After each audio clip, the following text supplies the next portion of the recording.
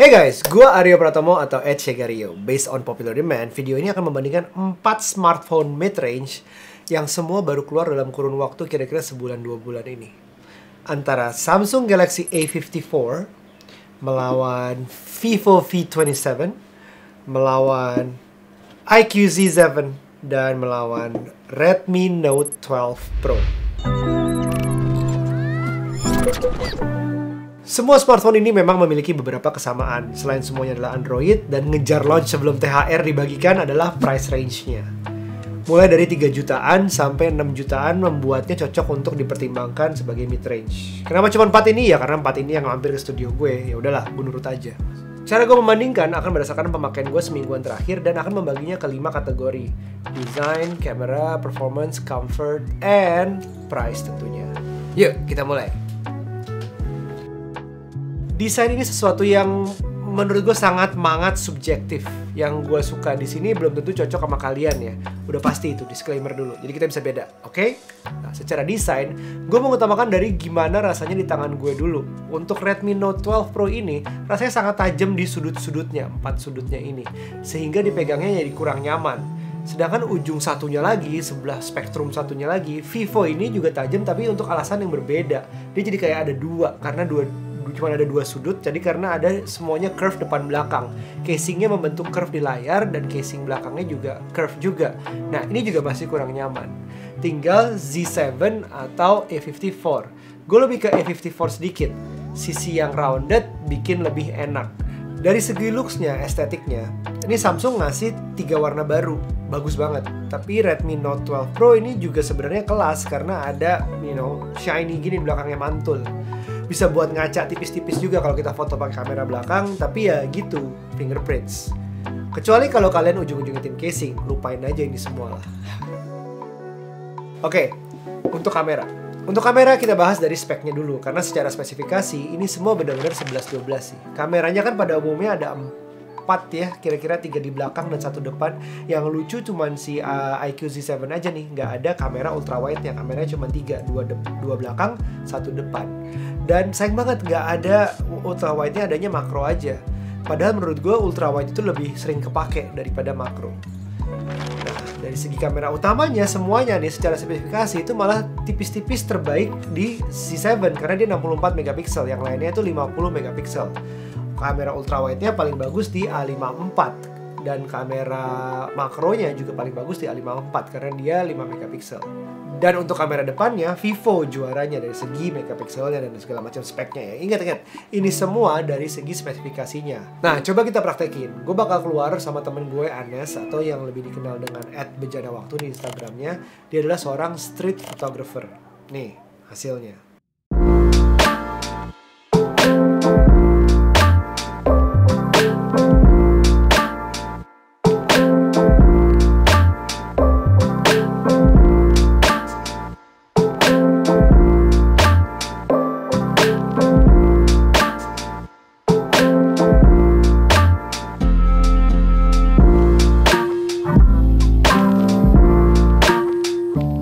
Hey, so di sini gue sama Anes atau lebih dikenal di @bejanawaktu di Instagram ya.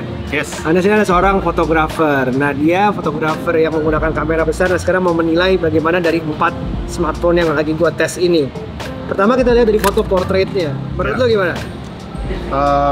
Rata-rata semua smartphone ini udah ada kayak semacam AI-nya gitu ya. Jadi once gua ngeklik shutter gitu, kayak beberapa detik dia langsung kayak fixing things gitu loh. Jadi kayak ada yang kurang dibenerin dan ya mungkin untuk kebutuhan sosial media, jadi biar cepat nggak perlu edit, langsung bagus gitu ya.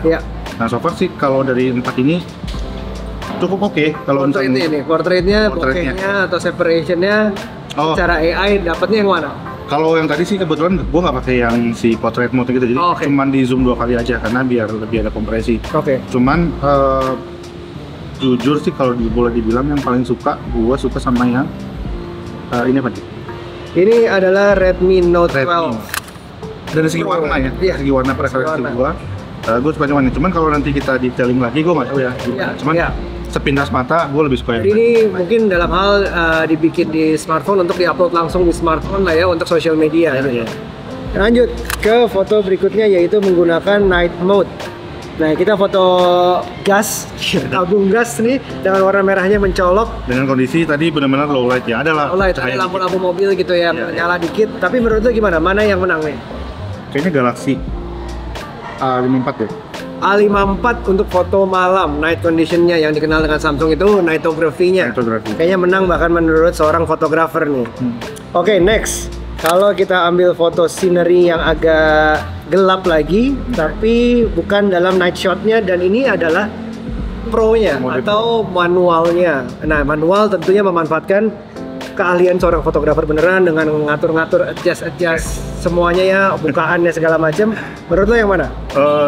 Tadi tuh sebenarnya karena mungkin gue juga sebenarnya agak jarang pakai HP ya untuk apa namanya, menggunakan promo di HP itu agak jarang. Cuman tadi gue agak sedikit terkejut sama hasilnya yang Vivo ya.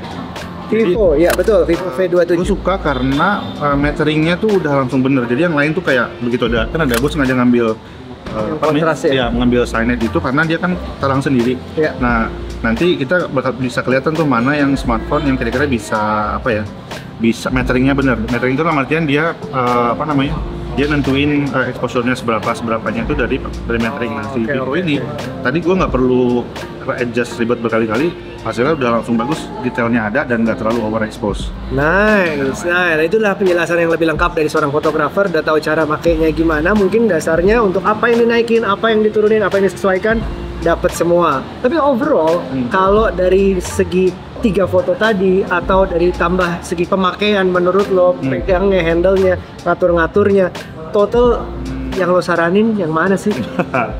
Kayaknya gue harus coba minjem itu seminggu kan. Bisa sih gue pinjam seminggu ya. Tapi dari tadi kesan pertama ya. Ini kamera aja atau semua? Atau kamera aja. Dan penggunaan kameranya segala macam. Vivo menarik sih menurut gua.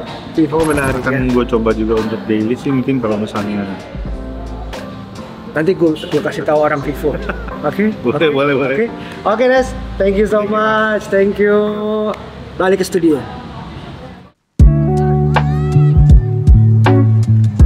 Nah, untuk performance ini, secara spesifikasi memang nggak apple to apple. Ya bukanlah, ini Android, nggak ada Apple-nya. Nah, gini maksudnya. Dari segi nanometernya jelas beda antara 4, 5, dan 6 nanometer. Oleh karena itu, jelas price range-nya juga agak beda. Jadi kita bagi dua nih. Jadi tim yang Samsung A54 dengan Exynos 1280-nya akan tanding dengan head-to-head Vivo V27 dengan Dimensity 7200 yang 4 nanometer. Tadi yang Samsung 5 nanometer.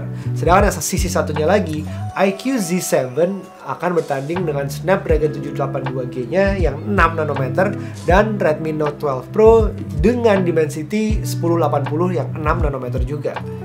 Di iQOO ini pilihan RAM-nya itu sampai 12 GB, yang artinya ini pengaruh ke jumlah aplikasi yang bisa dibuka, ngaruh ke performance. Nih, jemaah Antutu, gue coba ngukur, memang expected sih 4 nanometer itu memang akan stand out di depan yang lainnya.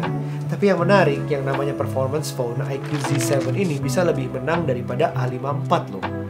Dia udah jelas menang lawan Redmi Note 12 Pro, tapi lawan A54 dia menang loh, sama-sama 500 ribuan Antutunya. Menarik ya? Nah, dari segi comfort, ini banyak faktornya. Kita mulai dari OS-nya yang berbeda antara 3 dan 4 inilah. Samsung dengan One UI, Vivo dengan Vantage, dan Xiaomi atau Redmi dengan MIUI. Preference gue di sini gue masih ngarah ke One UI, dimana mungkin jujur gue akan bias karena gue lebih sering pakai One UI dibanding yang lainnya. Tapi kenyamanan ekosistem dengan device Samsung lain, belum lagi ada lagi Samsung Pay-nya dan segala kemudahan lainnya, dan UI UX yang membuat gue gampang banget terbiasa, Samsung menang di sini buat gue. Nah, untuk Xiaomi, well, perlu gue sebut nggak masih ada iklan di sini? Masih ya. Oke, comfort juga tergantung dari fitur tambahannya. Walau MIUI ini masih ada iklan, tapi tetap smartphone terlengkap fitur dibanding yang lainnya, dengan adanya 3 kamera belakang tadi dibanding yang 2 tadi, dan terus juga ada 5G ada, NFC ada, IP53 iya, headphone jack iya, charger iya, dan iya remote kalau masih kepake. Nah, kalau ini penting buat kalian, cuma Redmi Note 12 Pro ini yang ada semuanya. Terus comfort juga tergantung dari baterai dan chargernya. Secara kapasitas sih semua hampir sama, antara 4600 dan 5000 mAh. Tapi Z7 di sini, iQOO Z7 keluar sebagai pemenangnya dalam memberikan charger sampai 120 watt. Included in the box. Sementara Redmi dengan 67 watt dan Vivo dengan 66 watt dan terakhir Samsung yang nggak ada chargernya. Nah ini nih, mungkin emang secara pricing ini harusnya dibagi dua tadi sesuai dengan prosesornya. Tapi ini sama-sama masih dibilang mid range, walaupun ada mid range yang range mid banget atau mid range yang agak entry. So kalau mau berdasarkan harga, emang menang di iQOO C7 karena paling murah dan yang versi 8 GB-nya ya. Dan Samsung A54 dengan spek yang 85256 yang paling mahalnya. Ini bedanya kan kayaknya jauh banget. Jadi untuk harga Z7 yang menang. Oke, kita wrap up ya. Menurut gue, ini semua jatuh ke kebutuhan dan hubungannya dengan budget kalian. Gini. Samsung A54 cocok buat kalian yang nggak mau pusing. Udah biasa Samsung, suka sama One UI-nya, atau udah punya sebelumnya, atau rencana punya SmartThings Samsung lainnya, TV, kulkas, AC, segala macam. Nah, cocok untuk ngambil A54. Samsung A54 ini juga ngasih kamera ultrawide dan makro yang lebih baik dari semuanya. Algoritma nitografinya juga cocok sama gue selama ini. Jadi untuk bikin konten, ngedit langsung konten di sininya dengan SoC yang lumayan cepat, bisa banget. Kualitas kamera oke, OS oke, IP67 dan desainnya kelas, kaca depan belakang. Kurangnya memang nggak ada charger dan yang paling mahal secara harga dibanding keempatnya. Kalau lo punya budget, lo sikat ini. Cocok buat lo yang mau main aman, safe pokoknya. This is my personal preference. Nah, Vivo V27 cocok buat kalian yang suka hasil Aura Ring-nya untuk Vivo V27 ini, terutama di malam hari. Buat yang sebel sama pakai flash yang keterangan tapi juga nggak suka hasil AI beberapa foto kamera yang kayak malam tuh jadi rasanya sore. Dia pengen pakai lighting tapi nggak mau terlalu deres. Mungkin ini cocok. Karena V27 juga cocok ke yang suka performance. Karena ini menggunakan SoC terbaik dari keempatnya. Ngebut banget, serasanya menggunakan Vantage. Tapi memang gua nggak biasa aja sih jujur. Vivo V27 ini cocok buat kalian yang suka warnanya juga camo ini. Kayak angle dilihatnya beda tuh warnanya beda sendiri. Buat yang nyentrik lah. Nyentrik bahasanya tua banget. Dengan kelebihannya bisa juga jadi kekurangannya. Maksudnya layar curve, back case, glittery, nama OS-nya Vantage. Itu either you love them or hate them. There's no middle ground. Jadi gampangnya sih buat kalian yang emang edgy sih. Gitu dong, nyentrik bukan edgy. Nah, iQOO C7 itu buat gamer jelas. Performance Vivo memang akhir-akhir ini lagi nggak main-main sih. Kalau kalian butuh smartphone gaming yang harga lumayan mid-range bawah, sikat nih. Lihat angka Antutunya, lihat RAM-nya yang 12GB, lihat headphone jack-nya masih ada, lihat baterainya yang 5000 mAh dan chargernya yang 120 watt. Gak bakal bikin lo berhenti main. Bahkan nggak bisa bikin lo berhenti main. Lo gak akan berhenti main buat foto, soalnya hasil fotonya biasa aja dan nggak ada ultrawide-nya. Apalagi kalau lo beli yang Z7X, kurang lah. Jadi ya udah, main game aja terus, cocok banget nih. Dan Redmi Note 12 Pro ini smartphone mid-range untuk lo yang generalis. Artinya, pernah denger kan lo mau jadi generalis atau spesialis? Nah ini, lo bisa jadi generalis dengan smartphone ini. Karena secara fitur, ini yang paling ada di antara semuanya. Kamera ultrawide ada, makro ada, baterai besar 5000 mAh, kencang, chargernya cukup kencang. 5G ada, NFC ada, IP53 ada. Bahkan headphone jack dan ear blaster itu juga ada, tapi spesial nggak juga. Tapi ya itu, ada. Dan harganya juga masih oke banget, cukup salah satu yang best value. Walau Z7 tadi ada yang lebih murah, tapi ini udah ada kamera ultrawide-nya. Dan ROM-nya ya walaupun lebih kecil, tapi itu lagi. Ini ada ear blaster, penting kan? So lo apa? Lo safe, lo edgy, lo gamer, atau lo generalis? Haha. I leave it to you, kalian cocok yang mana sesuai dengan budget kalian. Jangan spend di luar budget mungkin. Sampai ketemu di episode berikutnya. Bye now, be nice.